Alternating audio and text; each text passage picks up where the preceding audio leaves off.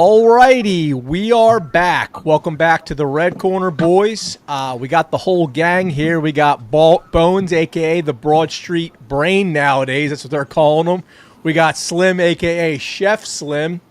I think you guys have all seen his culinary expertise floating around our socials. Boys, spring training is here. So it's that time of year when you got the freshly cut grass smell floating around. The mitts are popping and the bats are cracking. How we doing today, boys? Good? Slim? Yeah, nice day off. Yeah?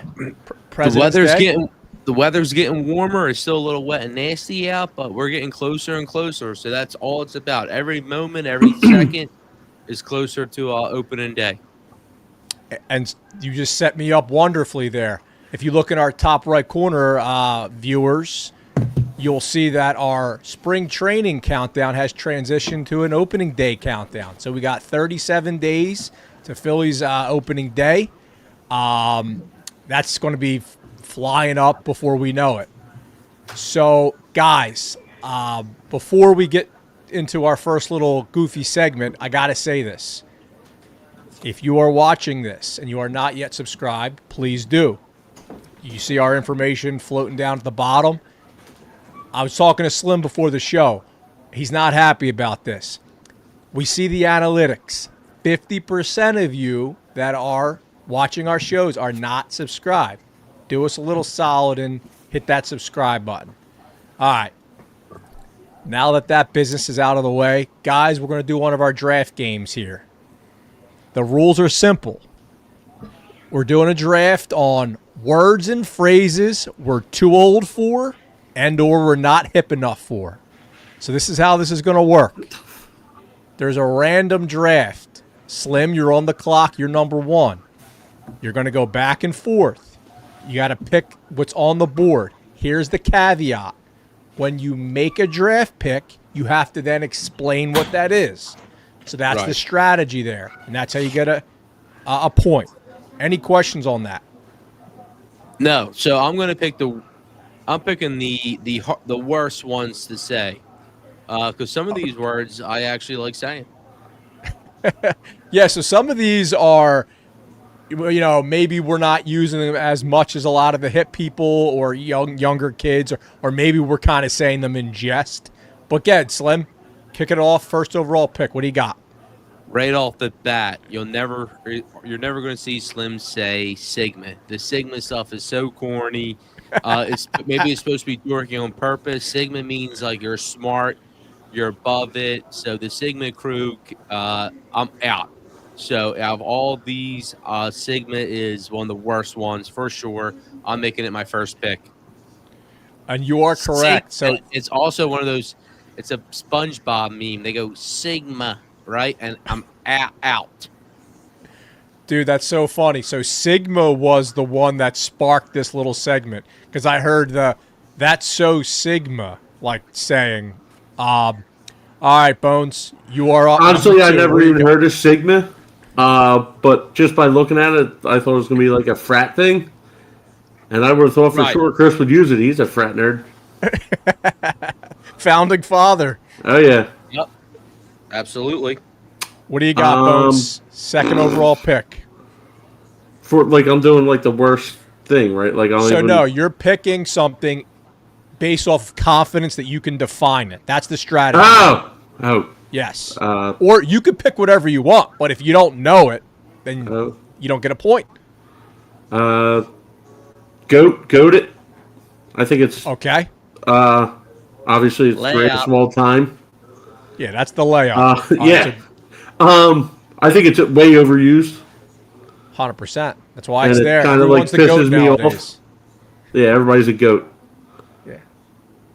Everybody's goat or goated. So if you got one more, hopefully Chris don't use it. So if you guys watch Jeopardy in the last decade, the big thing with Jeopardy is the whole game theory. And what I'm talking about is you see the guys, they go from, instead of going, oh, Alex, let me get Phillies for 100, they go straight to the $1,000 question. So I feel like when I went with Sigma, I went straight for a $1,000 question while Bones is still taking up these $100 questions. With that saying, I'm going to take Moggin, right? And maybe I might be wrong on this, but Moggin, is that like when you're with your brodies, your cronies, your crew, and you're just like basically just mobbing out together, like chilling out and like just doing nothing besides like, throwing the hoodies up and like headbanging. What the hell? So I'm So, gonna take Moggin. I'm taking the hard so ones let, off. Moggin. let's. So So you first have of all, a lot Kendrick of this Lamar and stuff. his crew were mogging during the Super Bowl halftime show. So I believe mogging is when you're making someone else look bad. So I will give Okay. you credit for that last point that you just made. I might be getting it mixed up with mobbing. Okay, so I would stop talking now because I'm going to give you credit. The more you talk, the less I want to give you credit for that. All right, Okay, so that's good. you're up next, Bones. Low key. Chris is low key Sigma. He just didn't want to say it. He is low key Sigma. Okay, so Chris is low key Sigma. So you give me an Yeah. example of what? All right, I got what you're saying there. You'll get credit for it. You know what low key means. Yeah. Low key in my understanding is like the new awkward, or you know how girls would always say like literally or awkward all the time. I feel like low key is just like the nervous time filler of the youth. Everything's low key. Anyway, Slim, what's up next for you? All right, I'll go straight off the top. That's cat. That means that's a tall tale. That's a bunch of bull crap.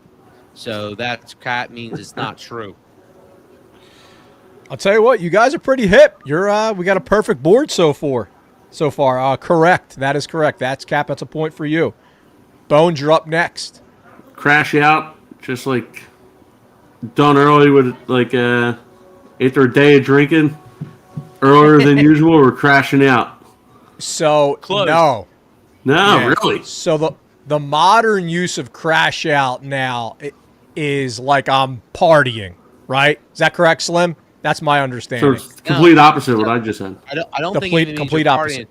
partying. Crashing out, I think more is just like you're done giving any. You don't care about the way you look. You're gonna just say what you got to say. You're gonna basically to go Kanye West. You're gonna not give a crap about anything. You're going rogue. You're gonna go rogue. If you say something that's out of line, it's all good. But you're just crashing out. This dude, he's snapping my pencils. I'm just gonna go out and smack him. I'm crashing out. I don't give a crap anymore. I'm over it. I'm gonna I'm gonna wild out. I'm gonna be wilding out. Okay, so that's our first miss. So, Slim, you're up now, coming off that Bones miss on crash out. I'm gonna go with gatekeeping. If you're gatekeeping, that means you're not letting people know about whatever beneficial stuff that you Correct. that you have. You have intel that you're not letting know. So I'm gatekeeping the best cheesesteak place in the spot in the whole city. There's a lot of cheesesteak influencers, but I got a spot that beats all the spots. I haven't seen no one review it yet, and I ain't telling nobody about it. So for our listeners and viewers, Slim has a very elevated music taste, and I say that sincerely. He's up to date on local hip bands, so he would be a classic gatekeeper of all the bands that he used to listen to. Yes. Bones, what do you got for me? I'm in a loss here. Yeah. Sucks. I have no idea. Just what take these a last guess. two are. I have no idea. Take a guess. I don't know. It sounds like So I don't know. sus is like suspect or like weird all or right, there you go. suspicious. Yeah. Like if you see a guy who's acting like shady, that dude's sus. Yeah. All right. See a lot of that around here. Exactly. No surprise that Bones is the first of the misses here. So finish it off here. What do you got? I compare sus to chintzy. Chintzy's a term going back to our early 2000 days. And I think chintzy's a funny word to say. So I think sus is like the new version of us saying that's chintzy. It's a suspect. Just break it down. Yep. Suspect. All right. And then Riz means you have game. right? So if we're going to compare Correct. it to a 2000 term, Riz means you have game. You're able to talk shot with the I ain't got no with Riz. yeah, but you got plenty of Riz. All right, boys. So this was our first words and phrases we're too old for and or not hip enough for a draft. And Slim is the champion. So congratulations, Slim. All right, guys. That was just kind of a little goofy segment there. Break the ice a little bit. Let's transition to some ball. How's that sound? Pause. Sounds good to me. Yeah, Paul's is right. Should have used that in there.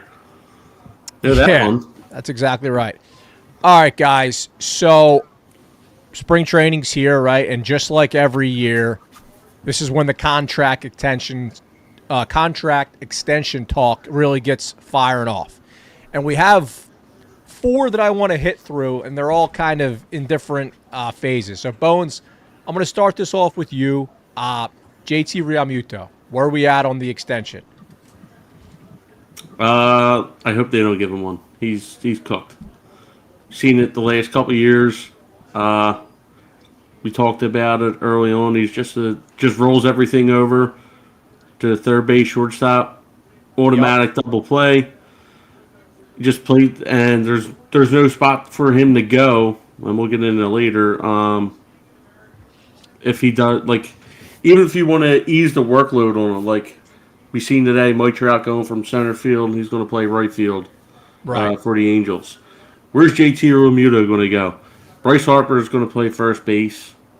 You're not moving in from there. We got Schwarber at DH, and quite frankly, outside of like Rojas, Marsh, JT might be the worst offensive player on this team. So there's really nowhere for him to go besides, like, he's a catcher, manages the pitchers well, still good defensive catcher. He just can't hit no more. He played too much throughout his career, and it's really just caught up to him, and it's good riddance. Thank you for your service. Slim? So I think Bones kind of hit on 2 of the main things that I look at. Do I want to extend them? I lean no. It's hard to say that because who's behind him, who's going to be taking over the role. But I think that's the point that you hit on. And then but what Bones says actually is what I more so agree with, where we have this rut, we have nowhere to put him. Putting him at first base can't happen with Harper.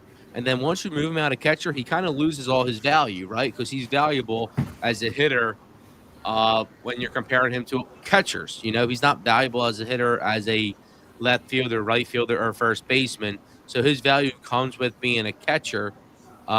So once you move him out of that spot, I feel like his WAR would drop, right? Because his offensive numbers aren't as strong as other first basemen. And that's basically that's one of the real spots to even put him is first base or DH. Well, so let me play devil's advocate for a second here. And partially because I'm looking at this from a pure value standpoint, right? So JT is 33 years old, and you guys hit all the main points, right? Offensive production, he's one of our least productive guys right now. But catcher in general is the lowest producing offensive position in the MLB, right? So that aligns. So the question is, A, are we comparing him to his backups this year, right? Meaning, do we do something now because this is going to be the best deal we're going to get, or do we let him play through August, or I'm just naming a random month? We see the Stubbs experiment. Now we have Marchand coming up, and then the better he looks compared to them, does that cost us more money, right? Because we need to be thinking about this from a front office dollars and cents standpoint, right? So, like, right now, I want to give him an extension before the season starts. So you, like, spread this out throughout the year, like him not splitting time, but, like, less games during the week. And as we get closer, like, just more time off for him, right? Right. And then see where he stands physically and then where his numbers are at for like in that range that he's taken that with the time off and all. And like you said, like throughout the major leagues, there's only about probably 10 catchers that are worth like that are guaranteed like a starting job in baseball. You know what I Right. mean? Everybody else is more like platoon. So just go with see where he's at over the course of the season, and then talk extension after. And if he's willing to take something like on a 1 or 2 year deal for a lot less money than he's making now, I'd be all That's for the it. key. But to like give an extension now, like before the season starts, I want to do that. So what is he making now? About 23, 24 million a year. Yep, 24 million. And then where would you want that? That's a big number. Where would you want that to come down to? So here's the thing. That number's going to go down regardless, right? He signed that deal based off of 27-year-old JT, right? Or whatever he was at the time. So that number is going to go down. But my point is, last year, he had the bad meniscus, right? So if we were to sign a deal right now, it's probably going to be the best deal that the Phillies get. Or it could be the worst deal, right? If he's completely cooked, which I hope he's not. But so that's kind of where I'm at. If there's a scenario where we're okay hitching our wagon to JT for another 2 years, I think right now is probably the best deal the Phillies are going to get for all the reasons that you guys just hit on. And there's not another catcher waiting in the wings right now. So is it? I think it might be, and we'll transition here, but I want to spend a little bit of time on this whole left field thing, right? So there's a kind of running joke going on right now, and I was commenting on Twitter about this, that he might get some left field looks. Right-handed bat. Is there anything to this at all? Start with you, Bones. No. No, I don't think so. He's out there shagging fly balls for the first day of camp opening up with the hitters and all full squad workouts. And then if I don't know, maybe something comes up, someone goes down and needs someone to go out there, maybe he can do it. He is pretty athletic, but I just don't think his knees got in him to be doing that, running around that. Yeah, I'm with Bones. I don't think there's any chance he plays the outfield. I think it's a higher chance of injury happening with his hamstrings or his quads or something along those lines than even that catcher. But what you said is interesting, because if we're going to bring him back, then now is the time to re-sign him, because, like you said, he's either going to have a good year and cost us more, or he's going to just – or the flip side is he's going to be injury prone and we're not going to be able to do anything with him. Or we're not going to do anything with them, like you said, and then we're not going to want to give them more money this offseason, leaving us with a big negative at catcher. But right now, even though, we just kind of hated on his offensive numbers, but relatively speaking for catchers, he's still probably a top 10 guy, offensively speaking, for sure. For sure. If we can milk another 2-3 years out of him at something that would be closer maybe to 3 years, I would like to get them between like 40 to 45 million, get them between that 10 to 12 million range. That would happen. That would be great. 3 years? Now you're stretching it. Well, who else do we have? Because then all right, because Realmuto gets defensive when you say he'll be 34 by the time the season starts. All right, and if you get him, so he should be good this year. It's like 37 as a catcher. But he should be fine this year health-wise. And then if we're taking him to 37, next year he should be half decent. And then you can start thinking about a backup plan for him. You don't have to rush a backup plan for him at 34 when we can plan for a backup for him at 37. And I think this year and next year, especially this year, he should be healthy enough to get through the year. He even himself, when he came out and said he kind of hates that whole narrative that he's injury prone, that he's usually pretty healthy. It's only been really 1 year. He was trying to get through it last year. So he takes some pride there. Being a contract year, I think we're going to see him be healthy this year, which means his price is going to go up. And yeah, I'm actually going to I'll go the opposite way. I'll say we should re-sign him. Hopefully it's a half decent number. I would like to get him between 2 to 3 years, and I wouldn't want to go over. Uh, I wouldn't want to go over 15 million per year. I would like to keep between the like around 12 million. So yeah, I'm fine with bringing him back. I would like to do it now because then you also have the Schwarber thing coming up. We have obviously Suarez we'll get into, and then Yeah. the other guy is the outfielder Kepler. Right, he signed a 1 year, $10 million contract. So all these guys were really, really banging on producing this year. So So thank you for that segue, Slim, because I wanted to talk about Kyle Schwarber next for contract extension. Right, he's our other big dog. I think a lot of people would say this one's a little bit more straightforward, especially coming off the year Schwarber had. But I also kind of want you guys to factor in the log jam he kind of puts us in, right? Slim, I'm going to quote you. You always say we have 5 DHs on this team. Well, Schwarber's literally the DH. So it doesn't give us a lot of optionality to use the Sam Hinkie term there. So Bones, we'll start off with you. Where are we at on Schwarber? Do we think they're going to do an extension? And would you do an extension? I want you guys to kind of think about it from that standpoint. I think they're going to do an extension with Schwarber.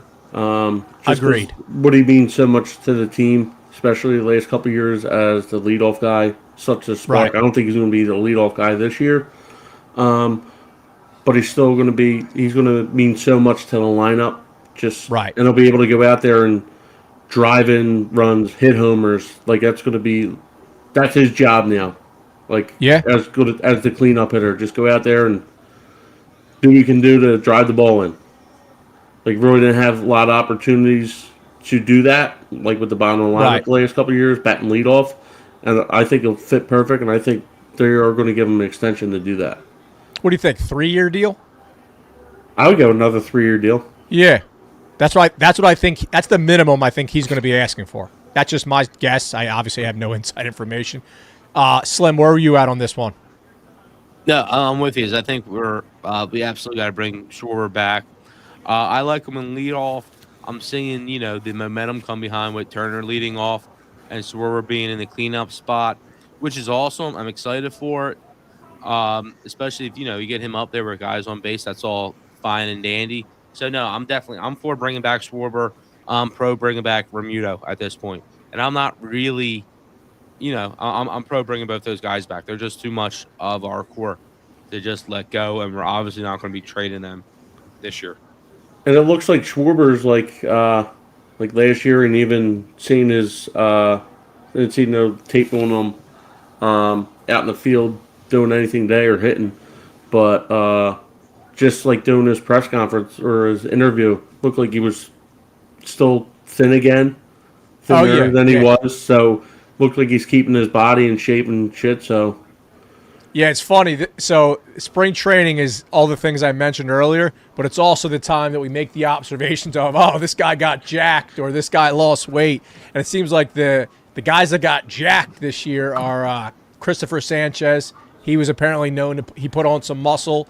The Grizzly Bear leaned out. Alvarado, he leaned out a little bit. And then it looks like Schwarber did the same thing. If you look at some of those early pictures of Schwarber for the Cubs compared to now, he looks like a completely different guy. yeah, Bad he facial was hair, catching too, back in the then. Cubs. Yeah. Yeah. All right, Slim. Let's talk about your boy here next. Look like Chris. Who's that? In Schwarber. Yeah. Ranger Suarez. We're going to talk about him as far as extension goes now. So Bones, obviously, he's going into his final year of arbitration. He's getting paid around $9 million this year. Then he's a full free agent. So where do you think we stand on Ranger? I don't think they'll give Ranger an extension. Okay. I think he's just going to want to test the market to go out there. He needs to prove himself, obviously, for himself and even to the Phillies. Because last couple of years he hasn't been able to go past 155 innings. Good That's call. that's the most he's pitched. So last year, pitched great up until June. That when he got hit in the hand, whatever. but then his back, his wife came. I don't Right. know if that had anything to do with it, but I just I don't know. Great postseason pitcher. If he could go out there and think it was postseason every time, I would re-sign him for whatever he wanted.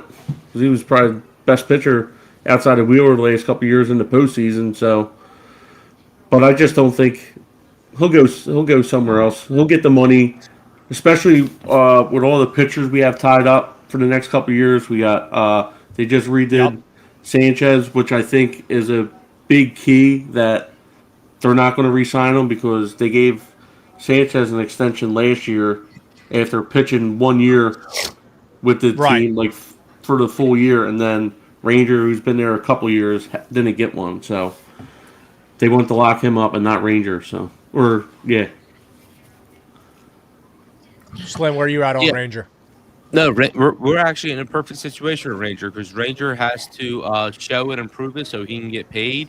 And we had the depth going into next season, 2026, that we don't really need. We're not going to need to re-sign him. We're going to have Painter coming up, who hopefully is a top of the rotation type guy. So it's going to be an even trade off there. We just Mm-hmm. need to make sure that Ranger's in a good that he's just productive this year for us. And if he can do that, it can be there's it's we're going to have to be okay with not getting any return on some of these guys who have contracts due at the end of the season because we want to win today, so we can't always be 100%. winning today and then also all right, if we can be ahead of the curve and be ruthless and get rid of guys, that's great. But we're going to eventually have to hold on some of these guys and then have to pay that tax of not getting a return on them after we have a successful season because we held on to them. And that's what's going to happen with Ranger, I think. Schwarber and Kyle or Schwarber and JT, I think we can re-sign easily. But due to our death come with Painter, uh, Ranger's going to be one of those guys. We're just going to have to hold on. Hopefully we have it. Hopefully our season goes well. Hopefully we can use him, and then hopefully he's going to just be gone. I don't see us trading him. well they can. So what they'll do is they'll after the season they'll send them a qualifying offer. You can either take it or decline it, but that just gives them the opportunity to get a compensatory pick in the next year's draft. So we would Right. get something in return for him. Depending on how, like, I think it's like depending on how much he signs for and stuff like that. Of like what we're at in the draft that they get that pick. And his performance will be, obviously the biggest driver of if he accepts that. But Yeah. no, Slim, those are really good points. And I think what you hit on is this is right here is a perfect example of the benefit of having a strong farm, right? This is it right here. Bones nailed it. That timely signing of Sanchez paired with having a top 10 pitching prospect coming up, that gives us the ability, hopefully, knock on wood, affords us the ability to not to have to overpay Ranger, right? As you were talking, Bones, I was looking at Sean Manaea's contract that he signed with the Mets, right? I think that's a solid comp for him, lefty, assuming Ranger has another good year. So Manaea just signed a 3-year, $75 million deal. He's making $25 million a year. You better believe that Scott Boras is looking at that contract if Ranger has another, even average year, right? Yeah. So Look at then we Taiwan don't wanna- Walker's deal. Look at Taiwan Walker's deal. Yeah. So that's the price of a guy that is going to go out there and can throw 6 or 7 innings. Anything else on Ranger before we move over to our first baseman? Yeah, and Who's on a 13. speaking of pitchers on the Mets, Frankie Montez got hurt. Oh, did Well, a he? couple of things. Yeah, he's out Frankie like 6 to 8 weeks. Ooh, I missed that. That's probably going to benefit them because I feel like Frankie Montez isn't a great pitcher. I feel like Manaea is great though. I feel like last year he was pretty consistent from that London series all the way through to the playoffs. I do think comparing him to Suarez is solid, but like we said, we saw a big fall off with Suarez. So I would say if I had to rank those pitchers, Manaea, Suarez, and then way, way, way below both those would be Frankie Montez. And then going back Yep. to the free agent thing, if we look in the chat talking about Suarez batting fourth. I'm fine with the idea, but it kind of stinks that there's going to be first innings where he's not going to be getting a plate appearance, So Right. We got an active chat here, and before we transition to talking about the Bryce Harper extension conversation, we had Francis D commenting, Rob Thompson must be listening to the Red Corner. Sounds like the leadoff batter is going to be different. I would like to see Turner, Bohm, Harper, then Schwarber. So kudos to Bones on hitting what the lineup is, and we'll make some announcements on that later. And then we have Rotation, Willie D too. the rotation, too, yeah. Willie D saying Ranger might need a Zion-type contract. I'm assuming you're referring to Zion Williams, the NBA player. Weight loss might need to be added in. I'll tell you what, Ranger looks pretty good. So right now, weight-wise, so hopefully that stays. Boys, Bryce Harper is currently on a 13-year, I believe, $330 million deal. That's correct. I think an AAV around $25 million. He is a free agent in 2032, his age 38 season.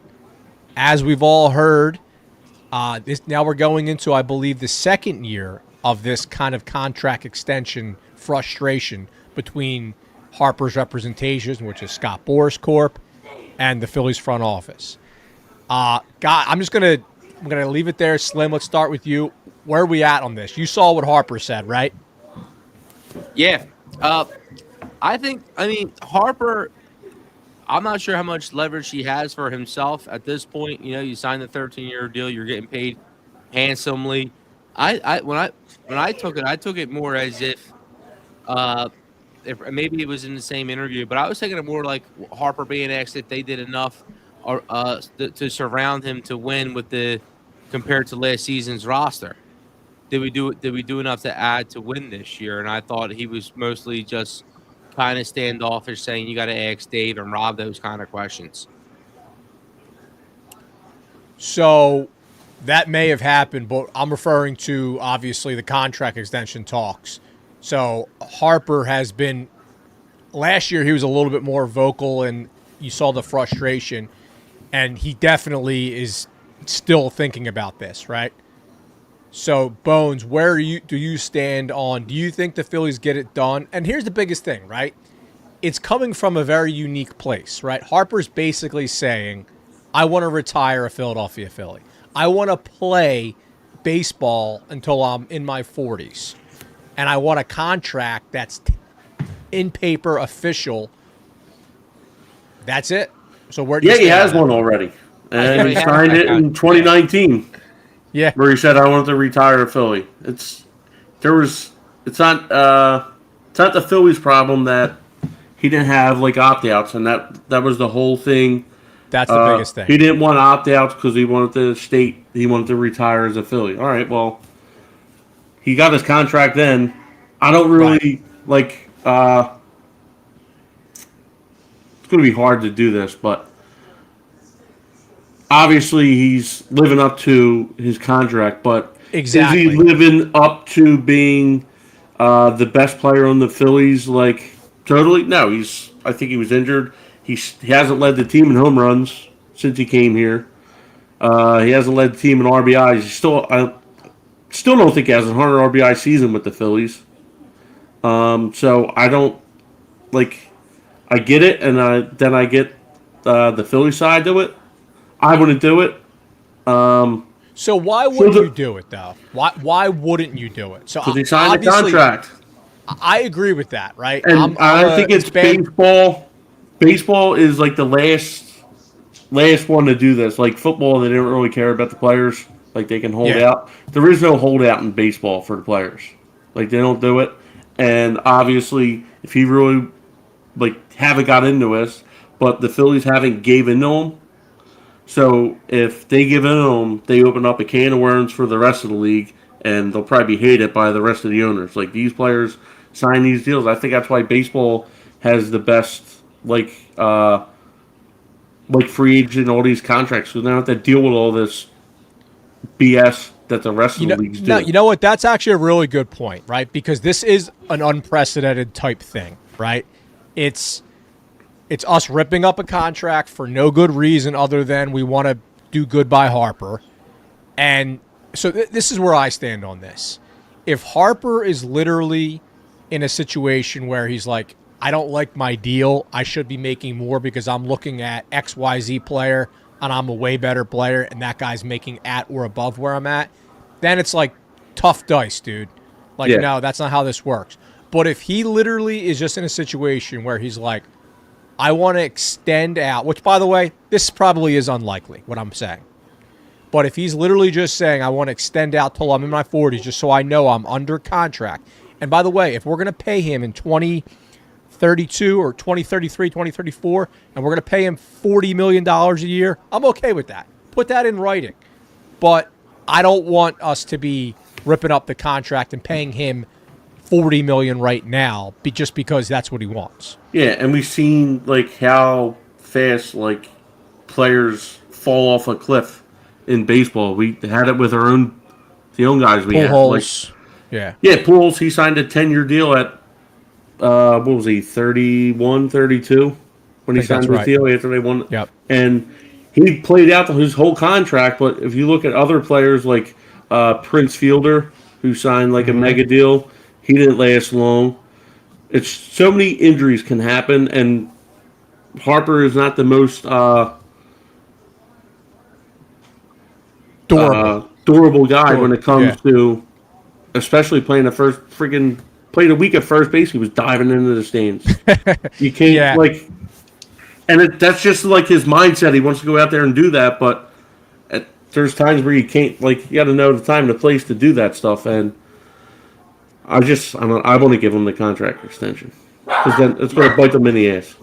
You hit the nail on the head with the opt-outs, and I hope as the years go by, it doesn't get more toxic because we don't need those distractions going into spring training every year. Boys, are we good to do some raffles? Yeah, I'm good. I got them right here. Okay. All right. All right. Add Willie D and Franny D to that raffle, Slim, just because we got some chat activity. And then we will. Yeah, a long one tonight. Oh yeah, we're going long tonight, baby.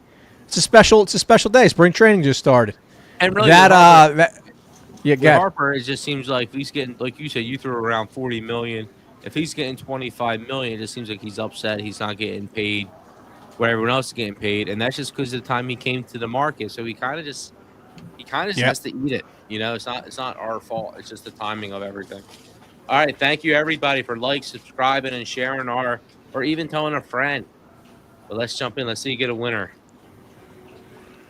Who will win the custom mini Phillies bat? All right, got it. Drum roll.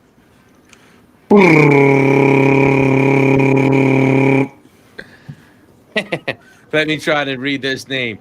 Oh, Jesus Christ. Our winner is Fan the Physician. Fan the Physician. Okay, that's one of our Twitter followers. So Fan, congratulations. It's our physician. It's the Red Corners as an L. All right. Fan, congratulations. What's he think about JT Realmuto's health? We'll have to get his comments. So congratulations, Fan Physician. You have won the bat. You'll get reached out to, and we will ship that over to your house or wherever you want us to ship it. Congratulations. Thank you for listening. Absolutely. And let's transition to our next segment here. We're going to go right to In the Kitchen. All right, let's go. So, with spring training starting this week, there's a free agency. We saw Bregman sign last week with Red Sox. There's still some big names out there, especially, I think, a couple names or at least one name that I think could help the Phillies. And it might not be a name you want to hear, but I do think that there is an infielder, potential corner outfielder, and the guy I'm talking about played for a rival last year, has a completely different approach than the Phillies are used to at the plate. And I'm talking about Jose Iglesias coming in playing second base. You can't tell me that he's not as good as Bryce Stott, right? Bryce Stott, I'll give him a huge advantage on the base pass, but when it comes to putting the ball in play and on defense, Iglesias, to me, is as good as Stott and could add depth. Could be better than him, could start over him, I think, down the line. And secondly, I think could even add depth to our outfielders in the corner outfields. So if we're going to be serious about our approach, and I know our manager, our owners, and Dombrowski love Stott, but if he's not, I would love to bring in another guy to actually pressure and make him a diamond. Because if not, we might have a huge hole with him in our lineup. You know, some people are talking about they wanted him batting where Turner's batting, but really he's a bottom of the order guy. We'll see what happens with him. But I think Iglesias is a guy we could come in. I think we could probably bring him in for less than $8 million for a single year, and he could really him and Stott could really just add. I think he could just really add depth to our team. If not, be a platoon player that starts at least 80 games for us. So you're proposing him as a platoon. Yeah, you're proposing him platoon at second base, essentially. At second base and in the corner outfields for sure. Okay. And I think. What do you think about that, Bones? The problem is, I think he's as good as Stott, right? And he's out in the free agent market. I watched baseball last year, and Iglesias was better than Stott. He was just better than him. He was one every time he came up the bat. What, his music concerts or? No, I'm talking about when he would look at 15 to 16 friggin' pitches, and we had Stott doing nothing all year. We had Bohm doing nothing all postseason, and we have Iglesias looking at 15 pitches. Why is this dude why are we acting like Stott's better than him and he's not? He's just he was hurt last year. Give him a chance. We'll see what happens this year, but this is the ignorance the Philly fans are going to be entering the season with again, and it's a total joke. We're an ignorant fan base not to be exploring these options, and it trickles down from the management and our owners. There's no reason to have confidence in Stott. There's just none. So I think if the Phillies do make another signing, it's going to be a relief pitcher, if anything. I think they got too many guys already for like position players, because now we don't use a pinch hitter or anything no more, so it's really irrelevant to have so many guys on the bench that are just taking up spots. I mean, we can always use bullpen arms, you know what I mean? But to Chris's point, Bryson Stott is a way better player than Jose Iglesias. I think he just caught like lightning in a bottle last year. And to me, like, it could help. Your mic's not on now. I said, where is he better than him? He wasn't better last year. He wasn't better defensively. He's not better hitting. So Stott was hurt last year. Stott was hurt last year from June on. It's been known. What did Stott do the year before? Pretty good. Hitting wise. Pretty good. Hitting wise, he didn't do nothing. He's one of the most. And he's one of the top defensive. He's one of the top defensive second basemen in the league. And Iglesias last year with the advanced metrics had better range. Yeah, I don't care about analytics. Right, because you just go by your heart, and that's what's going to get. No, I go by watching the game, not a computer. Well, if you watch the game last year, you watch the playoffs. Iglesias was looking at 15 pitches per at bat, and Stott, so what does this do for? So what does this do for Sosa? Had a triple, and I couldn't believe he got it. So you're saying Iglesias would be the best player on the Phillies just off of the playoffs because he looked at 15 and 16 pitches? I'm saying he's better defensively than Stott, right? Or as good as defensively as Stott at second base. And I'm saying his approach and his hitting is better than Stott, right? And we saw that last year. If he was so good, he would be on the team right now. Yeah. So have you? What was the? Have you did some research on that? Why is he not? He has to get paid. He probably wants $10 million, and he's old. That's all. He wants $10 million, and he's old. You can I appreciate a guy like Stott who doesn't get paid and stinks.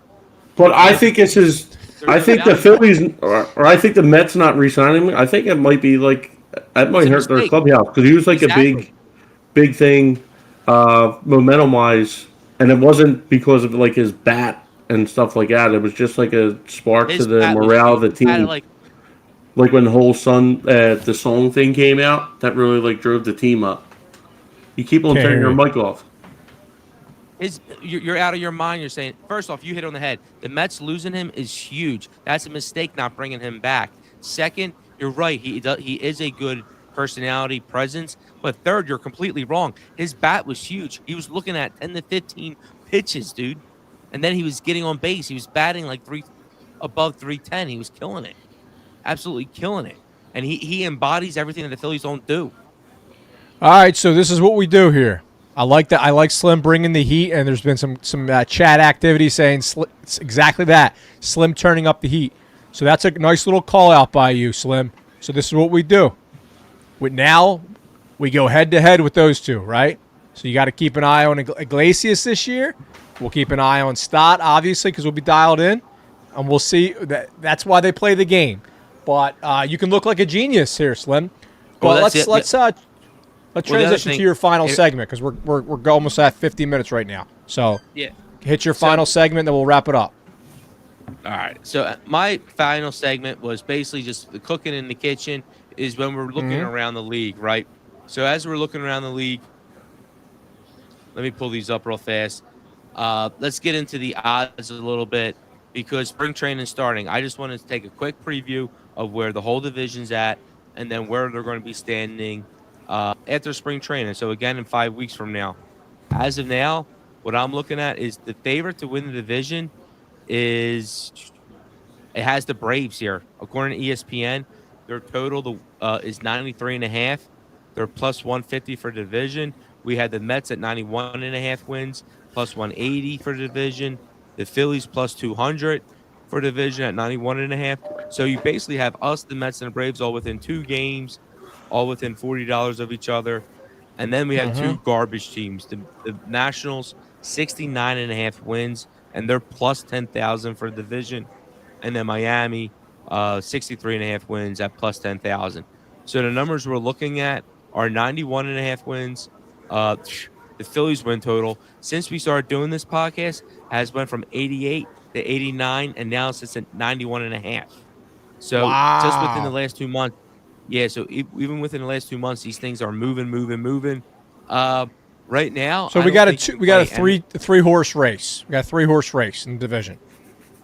Yeah, we have a 3-horse race. They're all marked. I would say probably they all got crappy value because they're all probably as likely to be a wild card team as they are to win the division. So I think for now we sit back, we hang tight, and we just monitor those big 3 teams.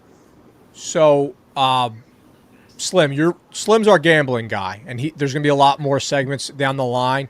So you're dialed into this. I have 2 observations that I wanted to know kind of where you think this ties into the odds, the win totals, and all that. So number one, let me start off with the Braves. So it seems like the Acuna injury is almost like an overcorrection, right? Because me personally, I'm seeing a lot of these lists of top 100. Acuna's my number 1 player in baseball. If someone put a gun to my head and said who do I think the best player in baseball, probably Ohtani actually, but Ohtani because he's a pitcher as well, and then Acuna's number 2, 1 or 2 depending on the day. He's sliding on a lot of lists because of the injury. So that's the first thing. So I want to hear your thoughts on where do you think that's factoring into some of these win totals. My second thing is, Bones, I need your help here.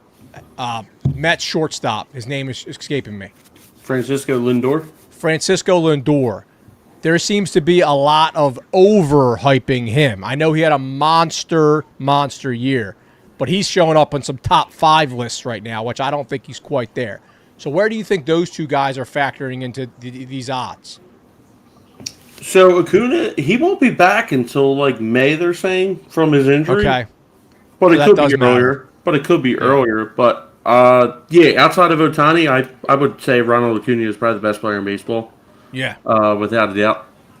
And then as far as Lindor, like he always had that potential coming over from Cleveland. It was like a big trade that they had and just hasn't lived up to it. I think last year that run they went on, I think it really got them out of whatever funk. People are saying he's a top 5 player right now, which I think is nuts. Yeah, when He's a stud. If it wasn't for Ohtani, like he's definitely MVP last year because Who? he Lindor.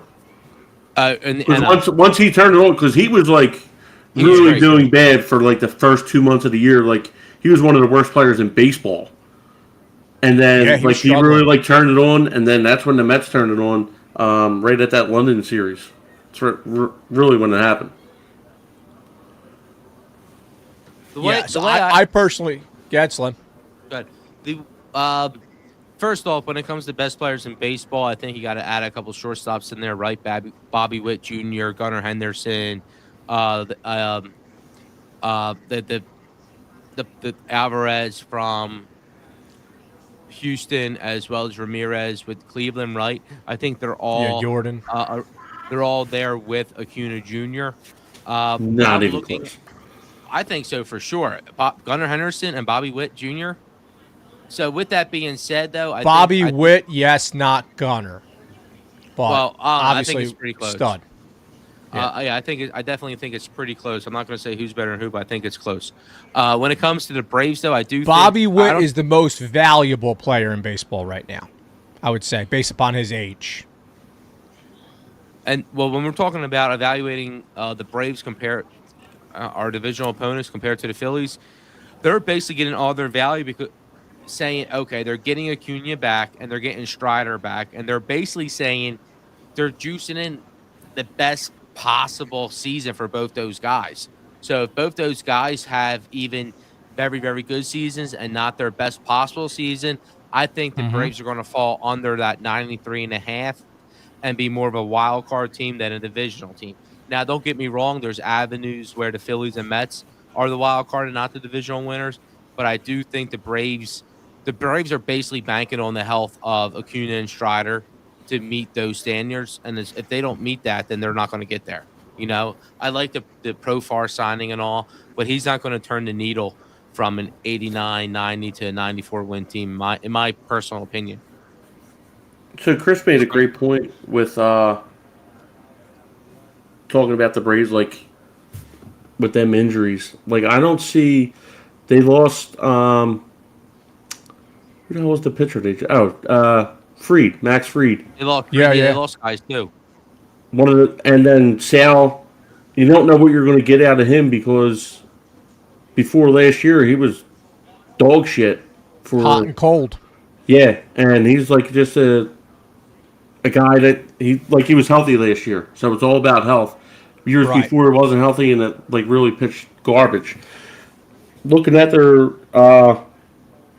starting rotation, I don't think there's anything special there, and even in their bullpen, like looking at these guys, if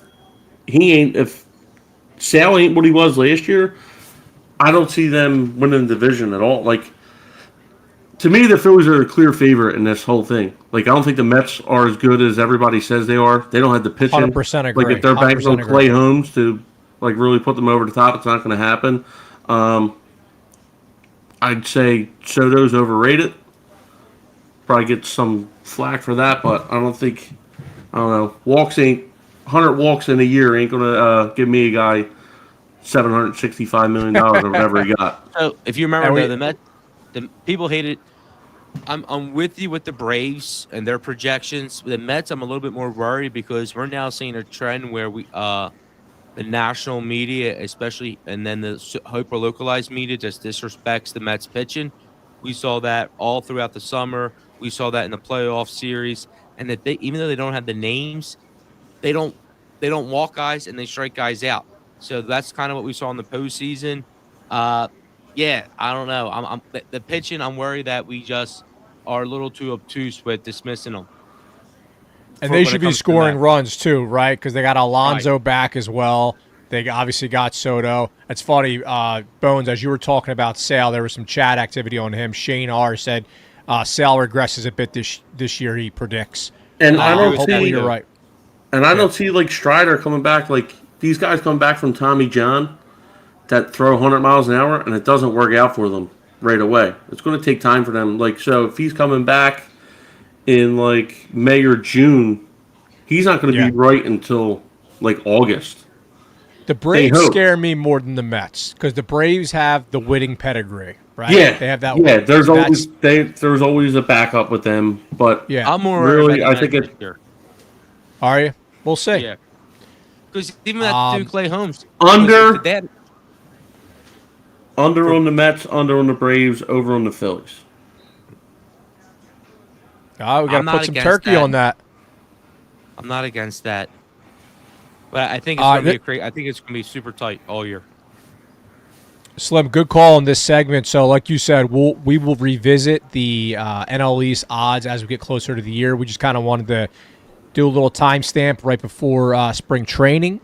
But guys, please allow us to end this show in the same way we do every week on this day in Phillies history. Not a lot going on. Couple birthdays.